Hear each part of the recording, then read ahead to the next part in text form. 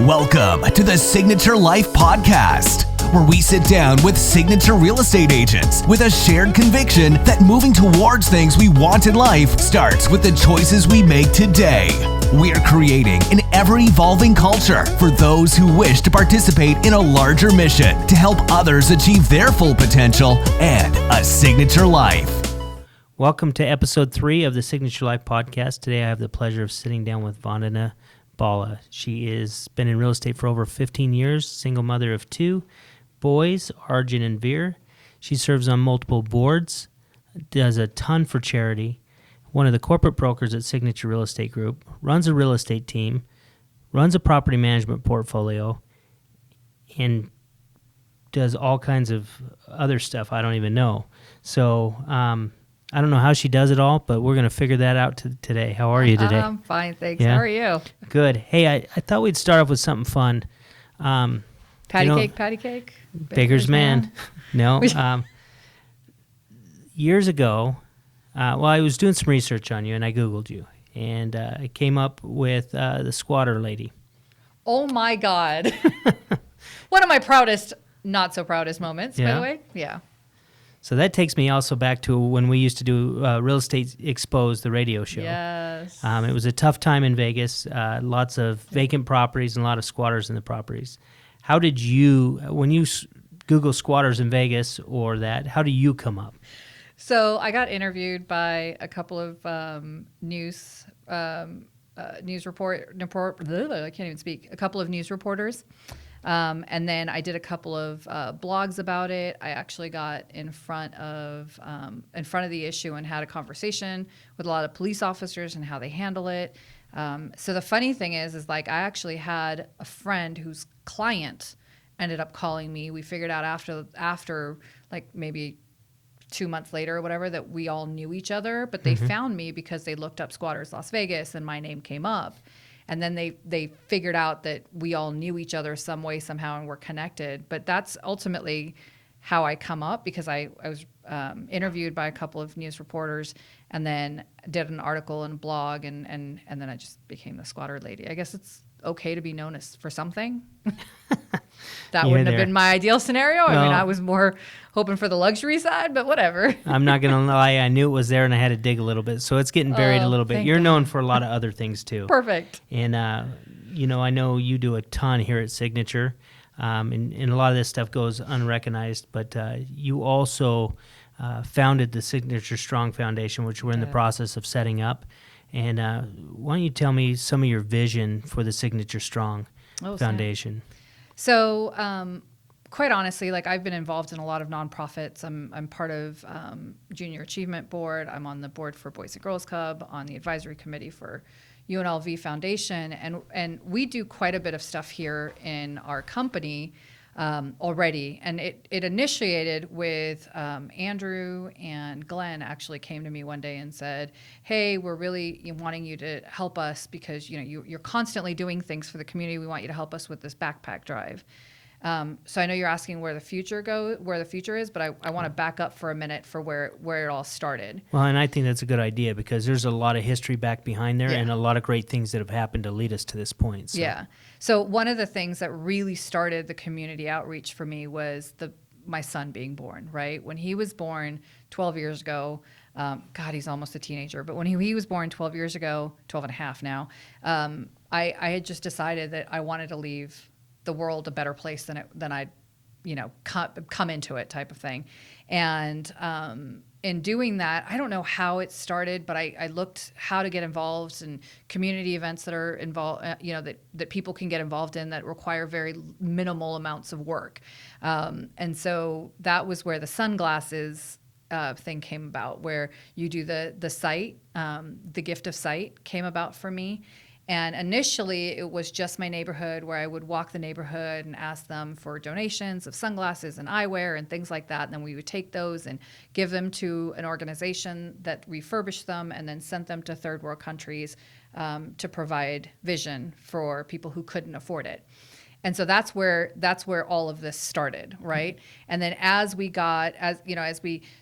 got into the years and they got a little bit older, it was more, well, how do I get them involved in stuff? And so then we made blankets and, little hygiene packets to hand out to, to people on the streets and help with the rescue mission, things like that. Wherever I could get them involved, letting them know that they actually have a pretty decent life and they need to be better human beings because they need to make everybody else's life as close to good as theirs, right? So then, we're now getting back to Andrew and Glenn, there were a couple of things that happened, including like a sock drive that we did for our for one of our insurance partners, and it was a very successful sock drive. There was a lot of socks. There was a lot of socks. I was shocked at how many socks that came in. So let's say that 3 times fast.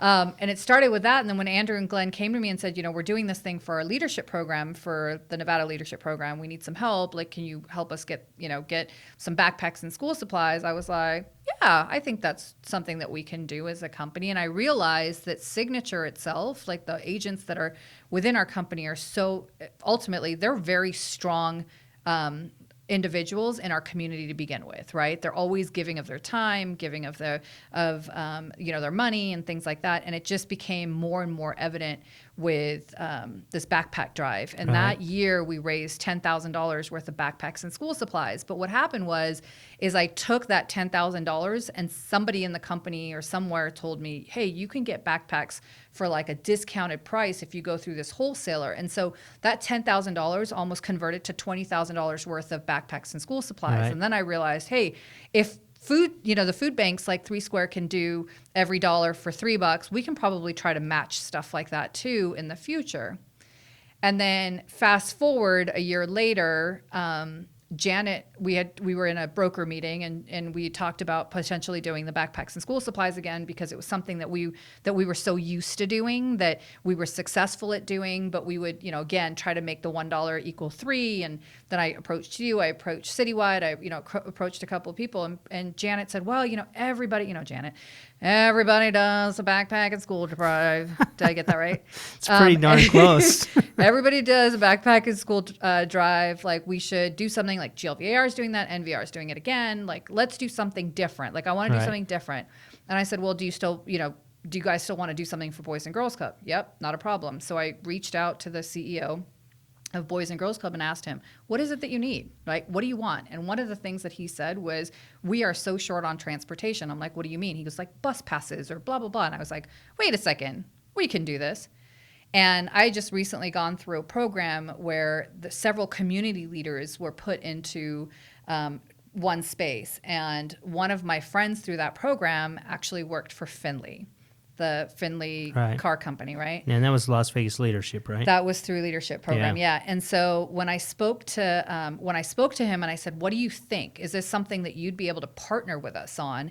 And then it just sort of took a life of its own, right? I mean, we ended up with lots of social media blasts and, getting the agents involved, and thanks to Citywide for their partnership. And then you did quite a bit for that drive as well. I mean, it's sort of like just, snowballed into this thing. And next thing I know, we have a 15-passenger van that we're donating to the Boys and Girls Club versus bus passes. Like, that was cool. And we filled it with backpacks and school supplies because we had a secondary drive that Finley really wanted to put together. And it just again snowballed. And I felt like everything we did and everything we started to get involved in ended up doing that, like that snowball effect. And I think it comes from the agents and how strong they are and how community driven they are. And quite honestly, I don't, and I'm sure there's other companies that are doing it stuff actually like comes, that. it comes from you and your drive to want to help. Oh, don't make me cry. And then you're able to inspire everyone to get behind it. Because a lot of people would talk about, let's donate a van to the Boys and Girls Club, but not be able to pull that off.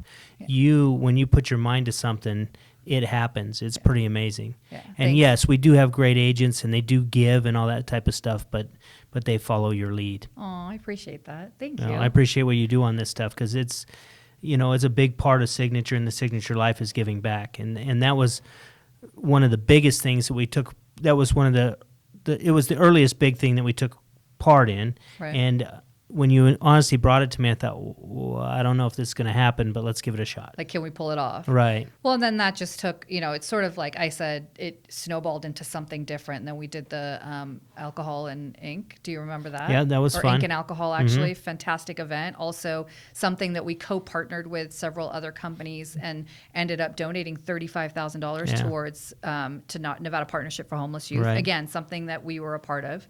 And that was the event I bought my very first piece of artwork. Yeah, it's probably really, your very first art show too. Let's yeah, be real. it really is, and it's actually probably the only piece of art in my house. But ditto, I'm the same. So I got a piece of artwork. But from it's there awesome. As well. I love it. It is one of my favorites. And so for those of you who don't know, it was Ink and Alcohol. It was a gentleman that actually converted or created masterpieces, art pieces using vodka. And I think he used Grey Goose, right? Vodka and ink, and created these beautiful pieces. And can I do this thing? Like, here's a sample of it right here. Ding, right? I'll send it to Jesse, and he can we'll put it in there. add it in there somewhere. Ding. They won't get it on the audio podcast, but just know it's there. Got it. Okay. So if you do the video one, it's in there. So anyway, so then it was that, and then from there, gosh, we've done, and then the next one was when you came into the broker meeting, and you said, I really want to help. I really want to donate a dog, right? And I want to donate an animal, so emotional support animal, There you go. or a special needs dog. Special needs. Yeah, right, no, for special needs yeah. dog. So anyway, so you had said you wanted to do that, and I tell this story quite often, and I do it really well. So like any good story starts, I was out drinking with some friends, and had the conversation in regards to, hey, this is what we're planning on doing. This is what we want. I don't even know where to start. Where do we go? And I know you sort of said, hey, I'm going to take this on, and I'll figure it out. And I was like, okay. And kind of like everything that you and I have done together in our lives, you just do it. I just do it because I know that if I wait on you, it may take some time, and I'm one of those that just wants to get it done, right? And get the process started and get it rolling and get the research done, so at least we can start making a decision. And so she had come to me about the canine unit and Friends of Las Vegas Canine, and how they are always looking to train canine dogs for Metro. And it just seemed to fit so well, I think, primarily because of everything that had been going on in the city at the time, because we had 1 October. And in fact, that's kind of where Signature Strong came from. We were at a leadership luncheon. Mike and I were talking about it, and he was like, we really, we're starting to do quite a bit for the community. Like we should create our own nonprofit. And I said, right. yeah, and we should call it Signature Strong. And I know he claimed that you came up with the idea, and no, I'm not gonna set me. the record straight. Not it was me. Yeah, he came to me and he says, I got a name for it, and I said, oh, awesome. And so then I stood in front of everyone and said, Mike came up with the name. Oh, you gave him the credit. Okay. And it was like, no, it wasn't Mike, but it's okay. It's fine. It was born nonetheless. It was born, and that's the most important part. And then from that arose our canine Rocky. Yeah. Yeah, and we named Rocky after my brother had passed away from a heart attack. He's been gone 10 years now. And that was neat that they allowed us to name the dog. And we've been able to stay with photos and different things like that as that dog had been trained and brought into Vegas. And he's actually working the streets now. So it's pretty cool. So one of the best parts is that every time the leadership class does their dog and pony show, Canine Rocky's always there. He's the one, huh? He's the dog show. And in this year, we got, we just did that canned food drive for Core Academy. For Core Academy, which is founded by the Rogers Foundation.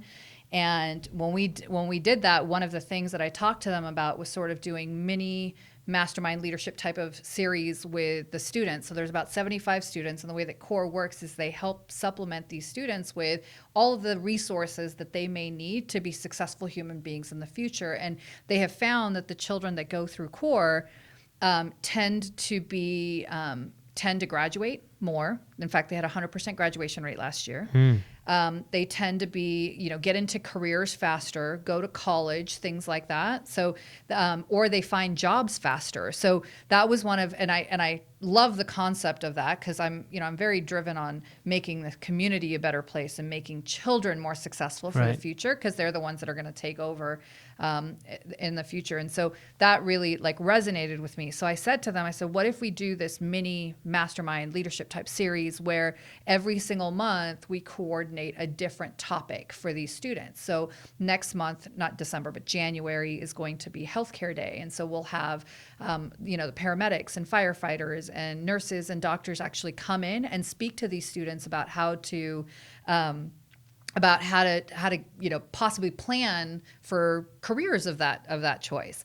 Then the following month will be criminal justice, and we'll have judges and attorneys and the canine unit, where Canine Rocky will come and do the dog show for the kids. And so we just go to their facility to handle all this.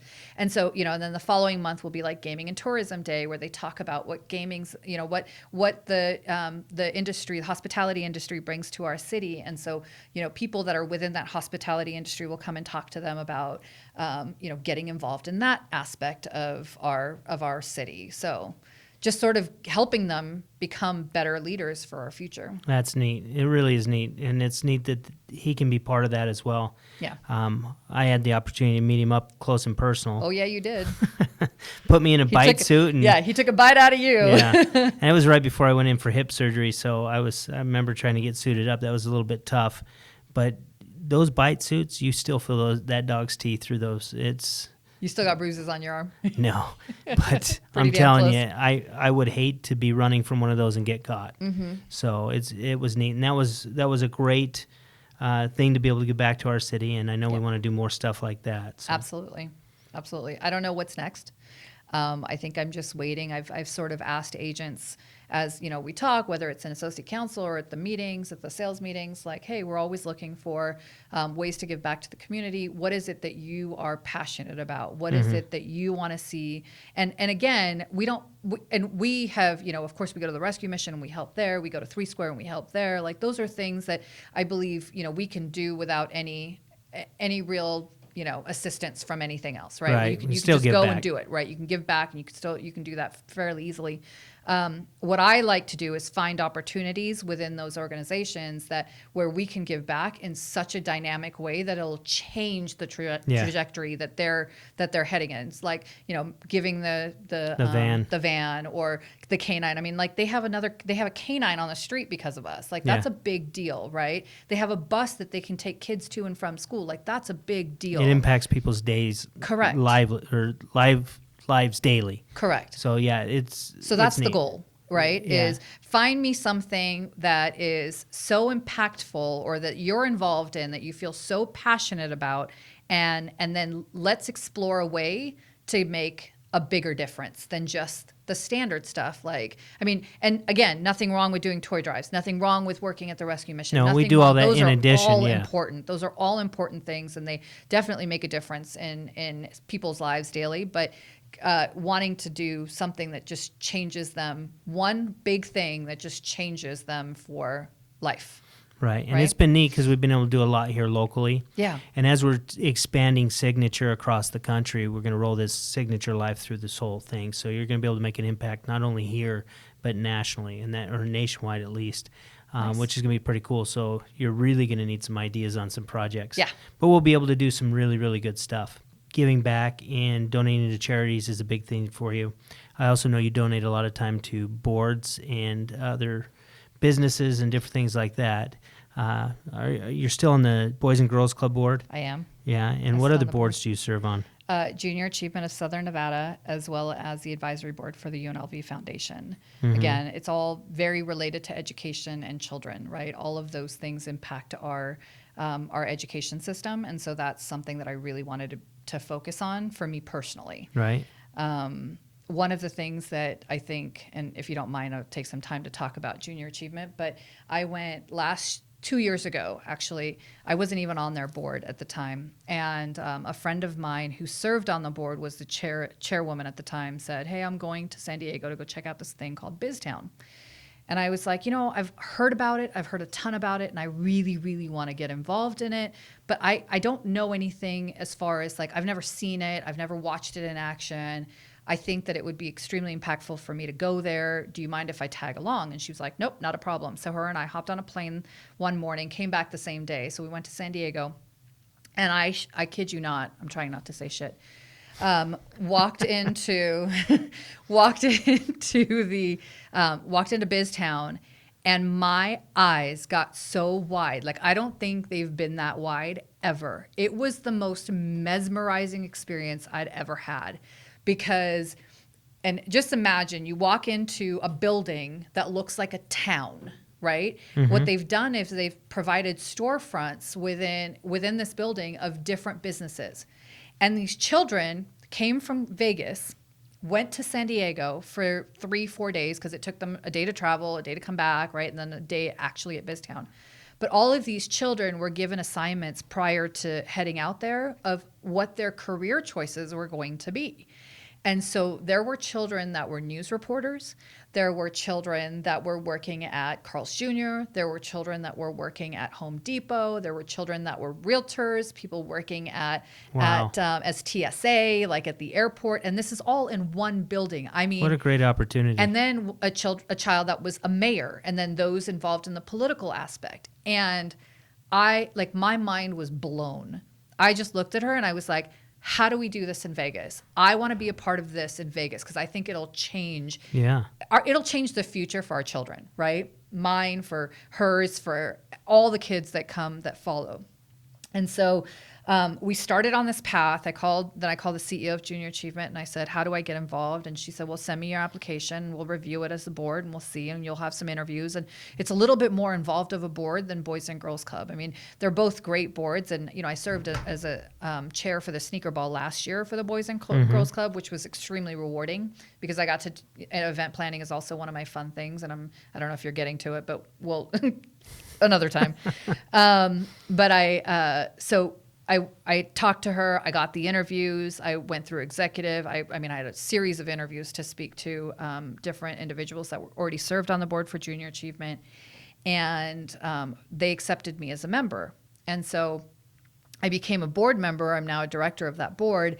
And almost instantly within a year, started the feasibility study. Does it make sense to actually get BizTown here in Las Vegas? And what does it entail? What is it going to take to make it happen? What does do we have to get land to do it? Do we, build our own building? Do we get an existing building? Do we become part of a nonprofit campus that's already going to be existing through the Engelstad Foundation? Like, how do we make this happen for the city? And what is it going to take financially?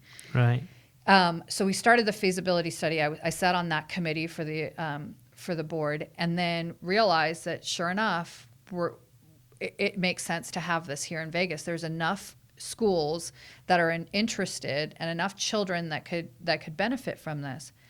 And so slowly but surely, we have started now what we call the quiet phase of the capital campaign to bring BizTown to Las Vegas. And I'm telling you, if and when we do it, it'll change the lives of kids and the way that they go to school and things. I mean, we've already started with Finance Park, and that's a whole different topic. But Finance Park, again, is one of those. So I'll back up. Let me not go into 5 different thoughts at one time, because I can do that. I have squirrel moments. But so the capital contribution is well underway. We do Lunchbox and Learning every single year to help with fundraising and awareness for Junior Achievement. There are still schools within the Clark County School District that don't know that Junior Achievement exists. And Junior Achievement, what it does is it actually brings financial literacy awareness to children. It starts from elementary, goes to high school. And in middle school, in fact, my son's about to participate in this, but in middle school, we have something that's called Finance Park. And Finance Park, the kids they get bused into a location, and we have kiosks throughout, and they get little iPads, right? And they all get a scenario. For instance, you are a single male with 2 children, recently divorced, and here's your budget for your month. You get to actually figure out what you're going to spend money on why. And so the kids have to really make a conscious decision on, well, do I really get that red convertible, or do I do I have to feed the kids?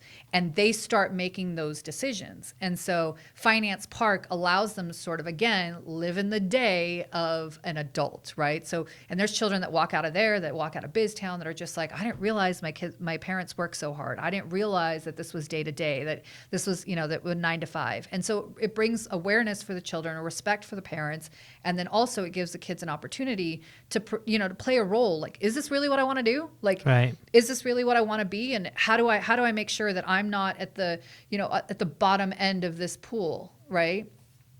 So that is what Finance Park is about. What was the other squirrel moment that I had? It's too late. Like, I don't know. But just, I'm sitting here going, how does she keep up and how does she do all this stuff? But I know how. It's because when you talk about it, you light up. It's truly your passion. yeah. And you like to give back and you like to help people. And you do it on volunteering. You do it with money. You do it with getting others involved. You sit on boards. You even do it in our industry, the real estate industry. I know you just got appointed to the State Board of Realtors. Shh, it's a right? secret. It's a secret. Nobody knows yet. Well, now they do because this is a highly watched and listened to show. I think I got 4 subscribers now, so fabulous. welcome all. It's kind of like our radio show where we had 1 listener. I believe the local board has ratified the nominations, but I don't think it's gone to state yet. That's gonna happen in 2 weeks. You're being considered for the position. Correct. Put it that way. Correct. And I know that this was after I decided I wasn't going to get involved. Yeah, if they're considering you're going to be on. So I'm just assuming you're on. Thanks.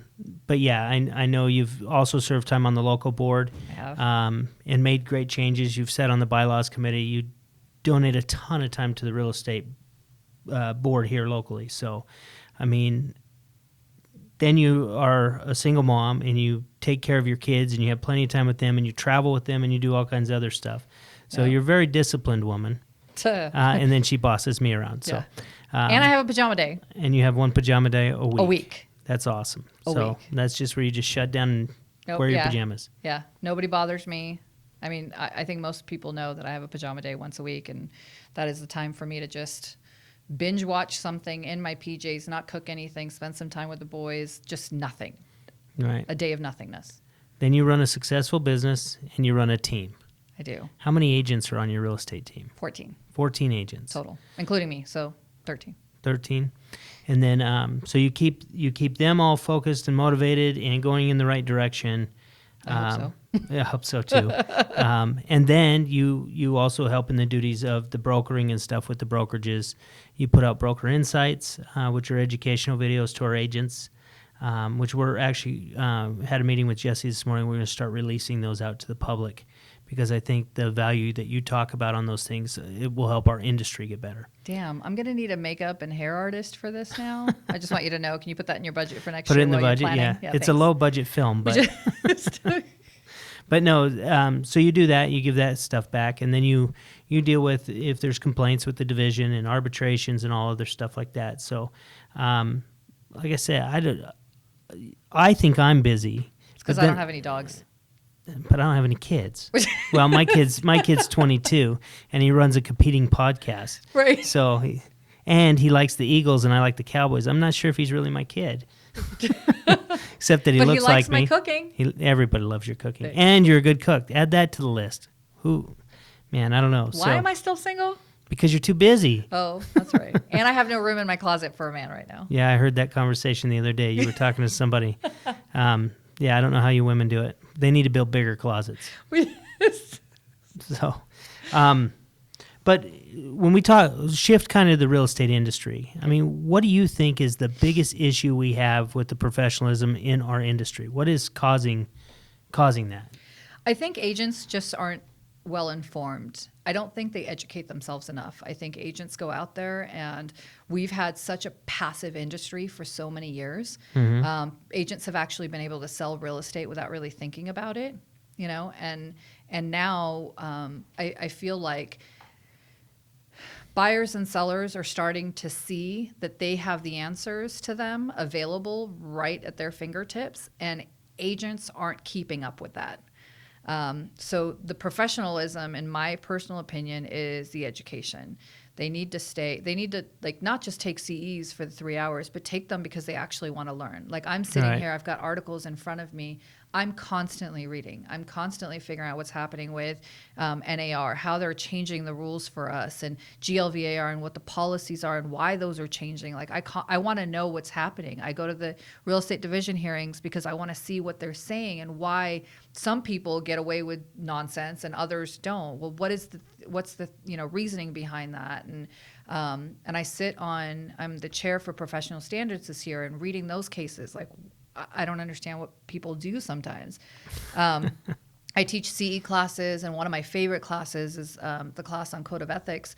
And it surprises me some of the questions that I receive in that class where agents really don't know. They don't, and whether it's that they don't have the right brokers, or that they don't ask the right questions, or that they're afraid to ask questions. And I think that's one of the biggest problems that we have with professionalism. Or maybe don't know where to go to get the question answered. Yeah, right? and so that becomes, because I think when you're equipped with all of these type of things, right, and you've got that many bullets in your gun, right? You have an agent that comes at you with the same amount of bullets. You can say, nope, I got this, right? I know I'm a good negotiator because I know what the rules are, and I know what I can and can't do, and I know what is the right thing for my client, and I am protecting my client. I think that's a huge issue that we have, is that agents don't know how to actually protect their clients. They don't read the contracts, for God's sake.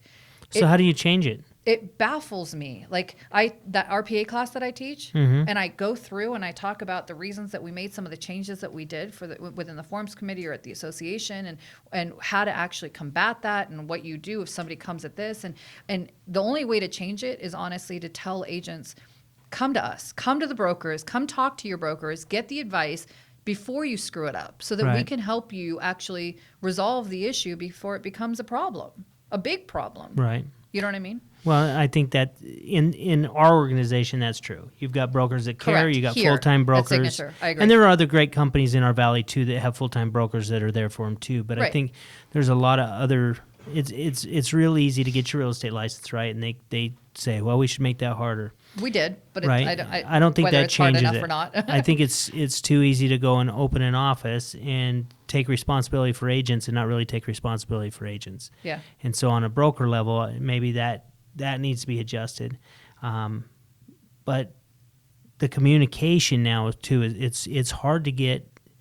And when I say communication, it's get your message out to your agents, or get your message in a format that they're going to hear it. Right. So I don't know what the solution is really, but I know that we're working on it and trying to figure out a way to communicate better with our agents, keep them better informed, become better agents, and really understand the responsibility of being representing who you're there to represent. Right. And I know we have a lot of issues in our industry that develop from property management. What do you attribute most of that? Again, lack of education. Lack of education? I think so. Mine would be lack of communicating with your clients. I think a lot of agents bury things, hoping that it'll go away. Yeah. And it doesn't. It just festers. I agree with that. But I think that if they had, and again, not to say that you're right or wrong, but I'm righter. Always. Is if you have the right education, again, you are armed with the tools that you need to have those conversations Correct. with the clients. Like I always tell the agents on my team, anytime, if you are working with a home warranty company, for instance, right? Anytime your client, after closing, has an issue with an appliance or an air conditioning unit, right, that's the time to reach out and say, I'm here to help you. I am here to help you in any way that I can to make sure that this is resolved in the right way. Did they resolve this issue?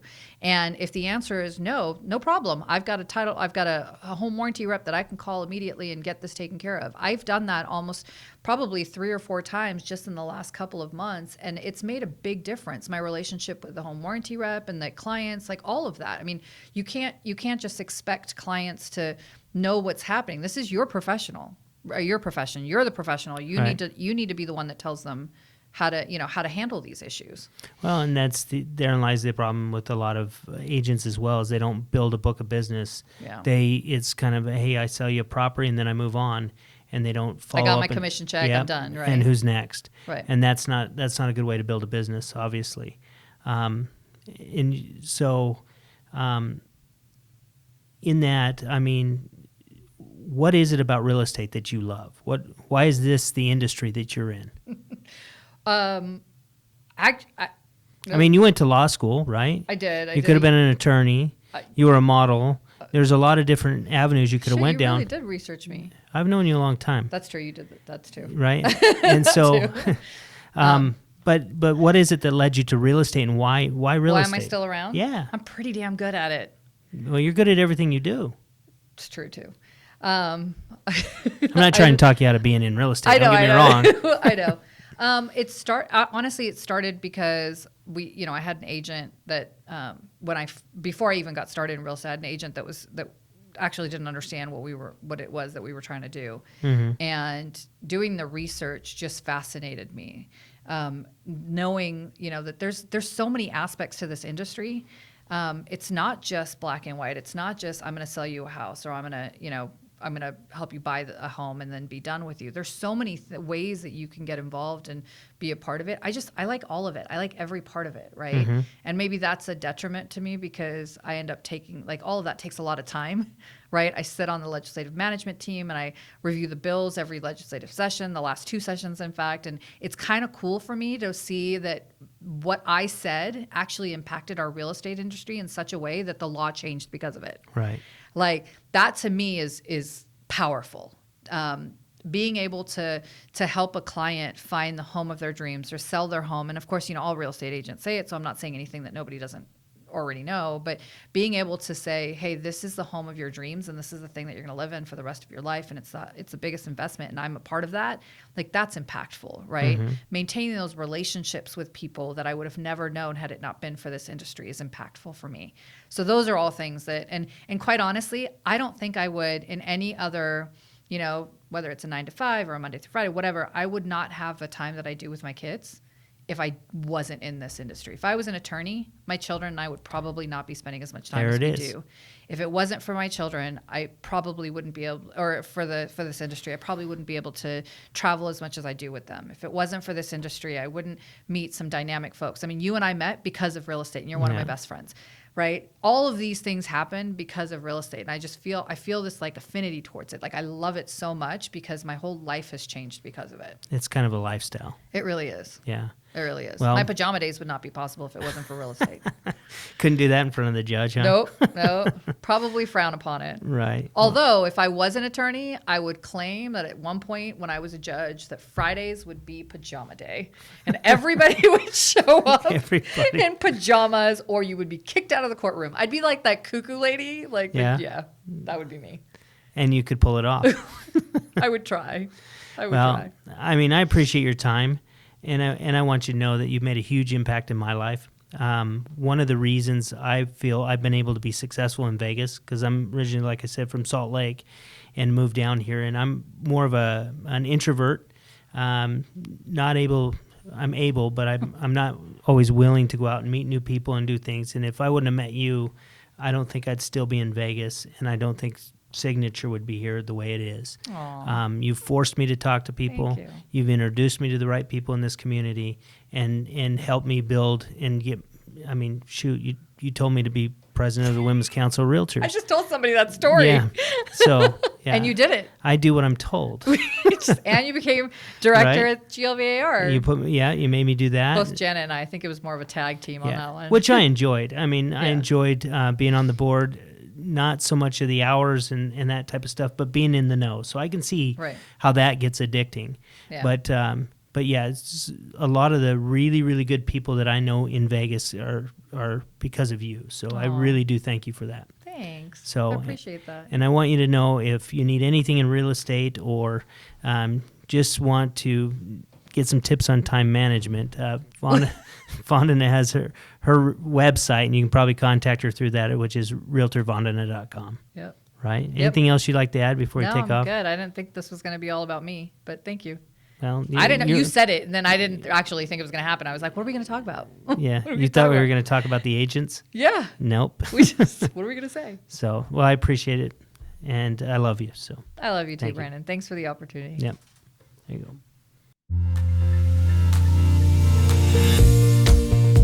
Thank you for listening to the Signature Life Podcast. If you enjoyed today's show, please leave a review and subscribe. Don't forget to also follow us on YouTube and Facebook.